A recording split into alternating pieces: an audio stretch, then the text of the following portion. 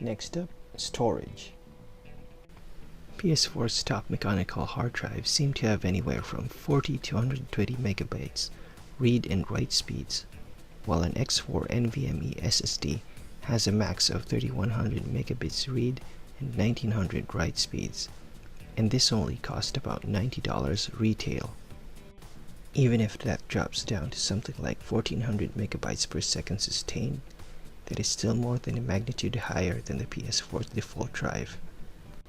With millions and millions of storage order, I think it's going to be possible for Sony to get those prices down closer to something like $60, and that's not bad from $37 cost of the PS4's 500GB stock hard drive in 2013, considering the massive boost in performance we'd be getting from the NVMe. Sony did mention, though, that they'll have a more custom design a few weeks ago, and also mentioned that it has a higher bandwidth than any other PC SSD. We don't know how custom this is, or if it's proprietary, but keep in mind that when Sony mentioned this, PCIe 4 NVMe's have yet to release, but they will surely do so before the PS5 arrives, and it will be common. Even if Sony decides to go for easily available parts for its storage, like a cheap 1TB X4 NVMe we talked about, a relatively huge leap in storage performance would still be achieved. Controllers. PlayStation loves to incorporate more features to their controllers compared to Xbox, but some feel this is to the detriment of practicality, or just outright feel like bad gimmicks. The first PS4 DualShock controller, or DS4, has a light bar for VR tracking and visual cues, a gyroscope and accelerometer that few games use and can also be used as a way to input text, a multi-touch capacitive touchpad that can also act as an actual button, a dedicated share button, far more textured grips, a mono speaker and headphone jack. The controller suffers from poor battery life and easily flaking thumbsticks. While the initial Xbox One controller's more distinguishing features were only rumble triggers and clicky buttons, but it does have excellent battery life that's more practical. Sony is definitely more daring with controller features, and it wouldn't be surprising if Sony does a similar approach with the DualShock 5, where they would be looking into marrying their DualShock 4 and PlayStation Move, mostly by pushing more towards VR, by including buttons under the controller or under the grips like most VR controllers have today, and what the Xbox One Elite controller has. It might also use a more advanced tracking technology, better than the DS4's light bar, dual-wielded like most VR controllers, and like Nintendo Switch Joy-Cons, haptic feedback through more advanced rumble motors, and maybe even capacitive and pressure sensitivity for almost all the buttons, triggers, and D-pad. Such approach could really jack up the controller pricing, and to most, the newer features might feel wasted and impractical.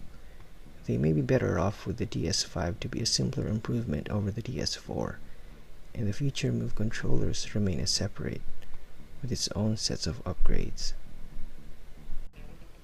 But if someone's to go all out crazy with controllers, Sony is probably the one that's more forthcoming in this aspect.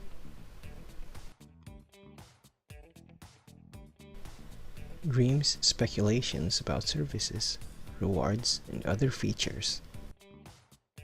Remote Play Plus. It would be fantastic if Sony allows us to stream our games, whether physical or digital, using their cloud system without having to turn on our consoles at home. I do wonder if Sony's going to charge extra for this, through another subscription, require PlayStation Plus subscription, or better yet, give it for free. Connected rewards. Think of Sony rewarding us with PlayStation credits or discounts for leaving our consoles turned on and connected to their PlayStation network to improve their infrastructure, be used for mining, add power to neural networks, or be used for science. New console-based motion interpolation. TV has had this optional feature for years to artificially create more frames but have some artifacts and adds a large amount of input lag. Samsung has improved this with their TVs that have Game Motion Plus, where it only adds a small amount of input lag, but it still has some artifacts. Maybe it's about time for consoles to improve upon this and make it a native feature. Improved multitasking and built-in media editing. Since we are at the YouTube and Twitch age, this will probably happen. Improved mouse and keyboard support. It would be an interesting landscape if the next-gen consoles make far larger improvements for KBM support, thus inviting huge games such as MMORPGs, MOBAs, and real-time strategies. Larger and more aggressively priced PlayStation Now. I wouldn't mind paying $200 a year for digital service that gives me access to a majority of the PS4 and PS5 games. So what kind of hardware do you think is going to be inside the PS5? Is it even going to be called that? Are you expecting radical changes with their new controller? And what other features and services would you like to see?